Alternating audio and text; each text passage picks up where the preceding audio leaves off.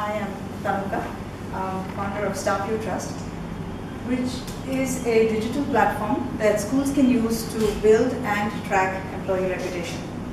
And the trigger for this idea in my mind was in 2014, when we had a few incidents of child abuse reported in Bangalore schools.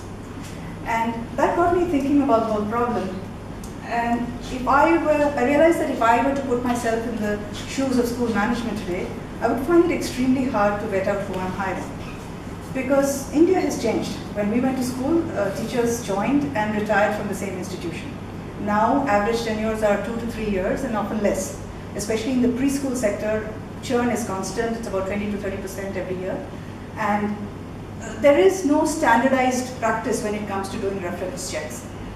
People try, those who have good intentions, try to make phone calls, call up prior employers. Sometimes their phone is not answered, or the person who answers doesn't know this person because she's new.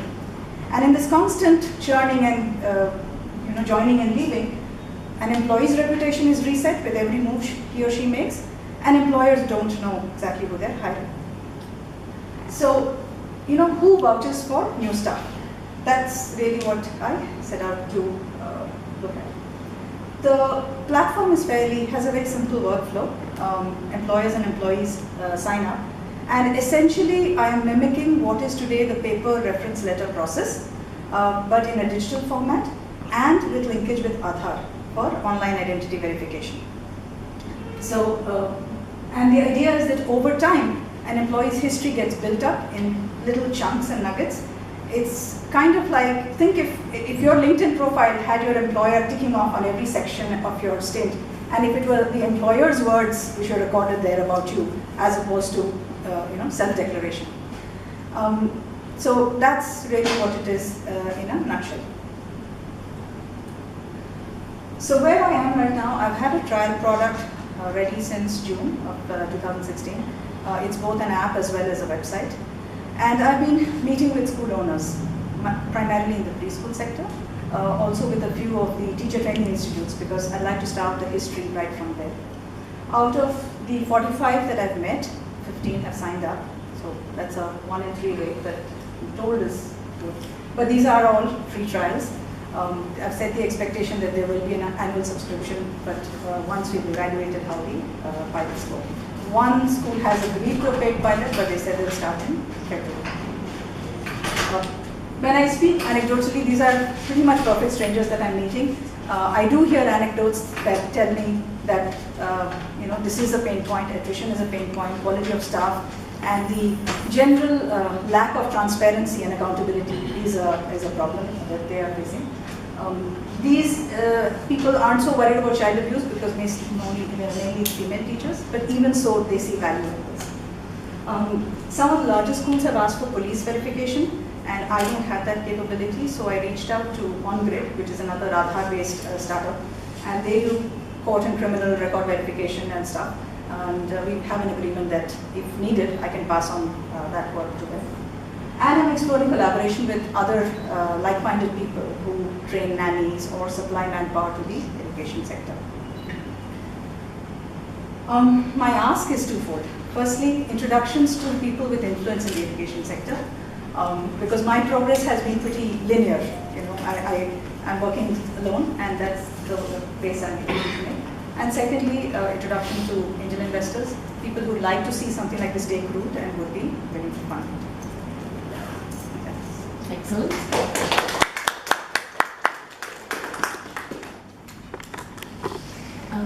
Should I go? Okay. So you made the pain point very clear. When you talk to your customers, have you asked them what actually works? Because that's what you need to build. Yes. Right? And they can build they have the ones with lots of experience, for example, they must have some way of, sure there's still pain, yes, but there must be things that they rely on that work, right, which you need to incorporate into the app. So have you had conversations on that? So the ones that, firstly, these are really tightly knit run ships. These are, founder-led run small Montessori's in the neighborhoods. And they do have a interconnection with other schools. So what works for them today is kind of an extension of what used to work in the past, which is word of mouth. So they call up, the people they know and try to get information from there. But when it is a total stranger or the person is coming from somewhere else in another city. No, but have you thought of how do you incorporate that into your app? Because the things that work. Yes, I understand. So the way I've tried to incorporate it is that the list of people I'm talking to is kind of a list. Again, since I'm an outsider to this space, I get names from this person and go and contact them. And I know that she trusts these other school owners, and that's how the trust network is kind of spreading. Because if the reference is not given by somebody who's deemed trustworthy, then it has no value. That's the only way that I could think of so far to incorporate this. The other thing, as I said, people ask for the traditional background checks, which is using existing documented data, for which I have now a tie-up. Yeah. And the other thing is, what about schools that actually don't have that kind of network? What are they doing? And you haven't talked to them yet. Yes, right? Yes. But you will be talking to them at the. Yes. My biggest problem is, getting in the door. I've been doing what is doable so far, which is talking to the small players. Correct. And they're able to refer me to the others. Large schools, I've only been able to meet some 4 or 5. And they say, yeah, interesting idea, but why don't you grow it and scale it and then come back to us? Yeah. So the other alternative is to go to one school and literally build something just customized for them. Right? Don't build the platform, but you must have heard that already. That's why I'm like, I don't want to be reinventing the wheel. No, I have done it, so yes. Yeah. It's because it's Saras says. Yeah, so you know what Saras actually says. Repetition doesn't break a prayer.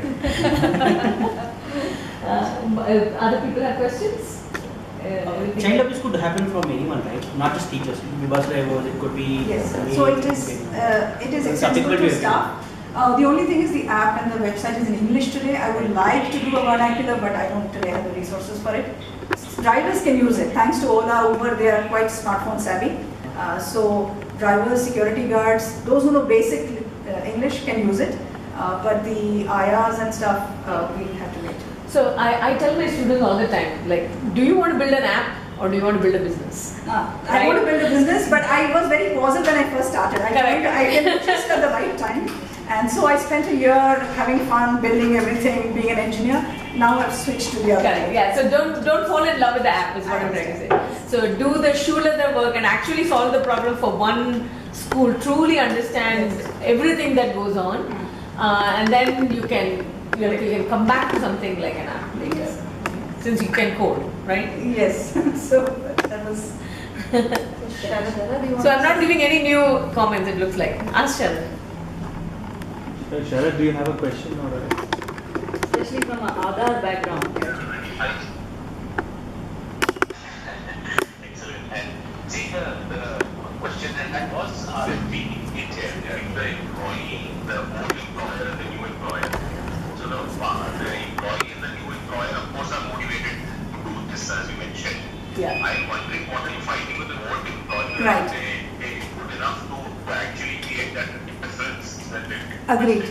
That's what I get asked, and my answer to them, which resonates with some, doesn't resonate with some, is that if your employee knows that his or her behavior and work in these 2 years in this place is going to be recorded for posterity and is going to carry forward into the next job and the next job and the next job, that is a powerful motivation.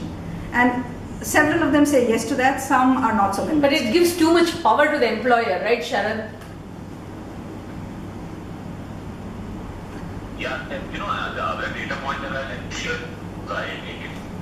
was at one time responsible for the hot jobs business in Yahoo. And one thing that subsequently I learned is true for Naukri and Monster also.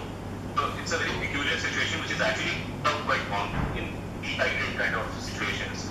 So what happens is that the recruiter is willing online to look for resume for the job or she is supposed to fill, because it's paid on a commission basis, right? So they are very motivated. But it turns out that the hiring manager was supposed to list the job, let's say on Naukri or Monster or Hot Jobs. They never do it on their own because their incentive structure is very different.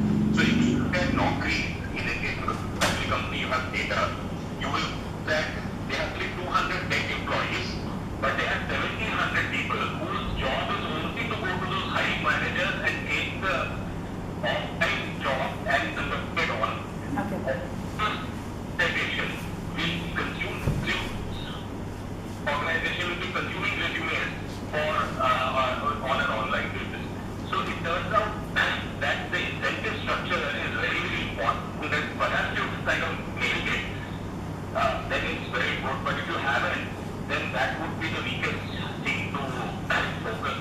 Which one? Because sorry for that, having very, very difficult in one-sided place. I give you the example of jobs, but this is also true for patient, doctor, pathology lab, three-sided marketplace. Very difficult to bring them online, because the incentive structures don't apply.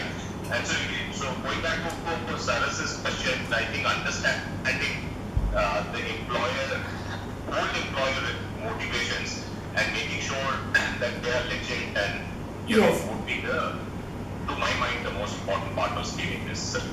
Agreed. Yes, I agree. And to answer your question about the checks, the power thing, I do have this thing about the since I've mimicked 100% the paper reference process. So what happens is you get a reference, right? You look at it, and if you like it, you take it forward. Yeah. So it is something which kind of nudges a collection of positive references. The way it is set up, unless you acknowledge, the employee acknowledges the new reference, it's not, the contents are not visible, but the headline is visible. Okay. So at least it tells the new employer that the relieving here was not clean, and they can make a couple of calls and kind of dig deeper. I went through a couple of lawyers because I was really worried about the workflow and making sure that is fair to both employee and employer.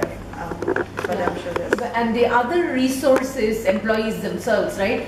Not my giving reference to myself, but my giving reference. So have them. A lot of the word of mouth works also because you have a trusted employee, and that employee brings two other people. Yes. So also to leverage that down the road, where you can rank employees, and then the higher ranked employees can recommend others. So you don't have to go to the employers. Even somebody new who doesn't have an employment record can come through a trust network, right? Yes. So that's why I think really understanding all the different ways they get information and use information, even if it's all I know this person, but even there are nuances on how they do it, and some of it can be captured in the app.